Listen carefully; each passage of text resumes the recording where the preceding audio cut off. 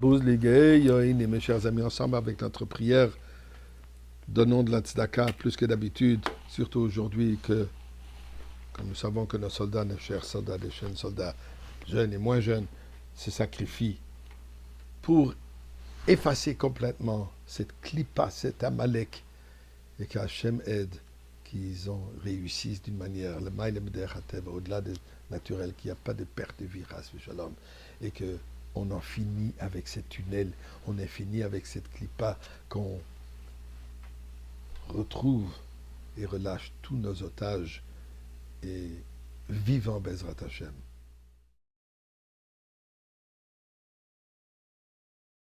Nous savons qu'en général, la nourriture cachère, euh, les complications sont avec la viande. Quelle viande est cachère, quelle viande n'est pas cachère, est-ce que ça a été bien abattu, la shrita a été bonne. Et aussi dans les poissons, c'est ce qui est permis, ce qui n'est pas permis. Mais en général, fruits et légumes, on les achète n'importe où. Pas besoin des herchers, sauf si c'est sec. Mais des fruits et légumes tout frais, c'est le moindre des problèmes dans la cache-route. Il faut vérifier s'il n'y a pas des vers à l'intérieur, mais ça c'est un sujet pour soi-même. Pourtant, nous trouvons, par rapport aux fruits d'arbres, une restriction qui est même plus stricte que le porc. La Torah nous dit que c'est interdit de manger le porc, la viande non cachère. Mais on peut bénéficier. On peut porter par exemple une paire de chaussures qui est faite avec du cuir du porc. Je ne sais pas si ça se fait, mais on peut en profiter. On peut le vendre, on peut le donner en cadeau à quelqu'un qui n'est pas juif, qui mange du non cachère. On ne peut pas donner à un juif qui mange non cachère, mais à quelqu'un qui n'est pas juif, qui a le droit de manger le porc, on peut le lui donner.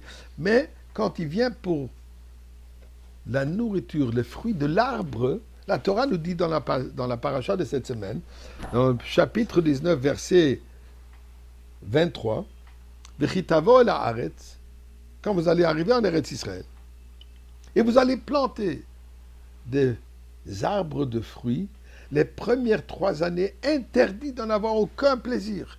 Il faut les laisser pourrir. Rien. Intouchable. La 4e année, les fruits doivent être amenés à Yerushalayim, consommés à Yerushalayim. C'est kadosh, c'est saint, c'est sacré. Donc il faut les consommer à Yerushalayim. Et finalement, la 5e année, au Bashana Hamishit, la 5e année, Tochlu et Pirio, là, vous pouvez bénéficier, vous pouvez manger des fruits. Qu'est-ce qui se passe? Pourquoi est-ce que c'est tellement strict? Pourquoi cette interdiction de pendant 3 ans de ne pas bénéficier du tout des fruits que ce qu'on a plantés? Eh bien, c'est intéressant. Nous savons qu'à la création du monde, Bereshit bara Elokim et Hashemayim et haaretz, au début, Dieu a créé le ciel et la terre.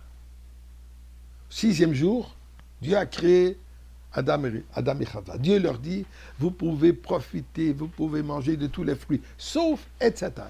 Un arbre, l'arbre de sagesse, là, vous ne touchez pas. Vous savez combien de temps? Cette interdiction était pour combien de temps? Nous dit le Midrash pour 3 heures, pas plus. Après 3 heures, ils auront pu consommer. Et malheureusement, ils n'ont pas pu se retenir. Ils n'ont pas pu se contrôler. Ces 3 heures, ils en ont goûté et depuis, le monde a complètement changé. C'est là où l'impureté est arrivée dans ce monde. C'est là où Dieu nous a renvoyé du Gan Eden. Sinon, on aurait été tous au paradis, sur un monde parfait. Pour cela, la Torah nous dit, les fruits qui font allusion, qui nous rappellent aux fruits d'arbres, aux fruits des tzadat, aux fruits de sagesse d'Adam Arishon, pendant 3 ans, on ne va pas les toucher. On ne va pas les manger. Mais qu'est-ce qui se passe avec la 4e année? Eh bien, nous dit le Chida la chose suivante. Comme j'ai cité les pasuk, Bereshit bara Elokim et Hashemayim et haaretz, Dieu a créé ciel et la terre. Va'haaretz haïta tohu uvo v'chosher al pnei hamayim. Le monde était dans un état de chaos, tohu uvo, et l'obscurité. Ensuite, il y a marqué V'ruach Elokim rachefet al pnei hamayim, l'esprit divin qui plane au-dessus de l'eau. Et finalement, ensuite, il y a marqué Vayomer Elokim yi or, vayi or. Dieu dit qu'il y ait la lumière, et la lumière fut. Donc, nous avons ici 3 étapes. Première étape est Tohu, Vo, V'chosher. Chaos et l'obscurité.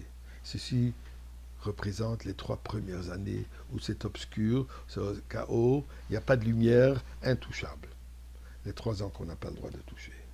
4e année représente Ruach Elokim Merachefet, l'esprit divin qui plane. Il est déjà là, mais toujours un peu voilé. Donc, 4e année, on peut manger les fruits, mais seulement en Eretz Israël. 5e année, Vaï Or, il y a la lumière. C'est dévoilé, c'est ouvert, c'est accessible à tout le monde. 5e année, on peut déjà manger les fruits. Mais quand on parle de Ruach Elokim, on parle aussi de l'esprit divin, ça fait allusion à l'esprit de Mashiach.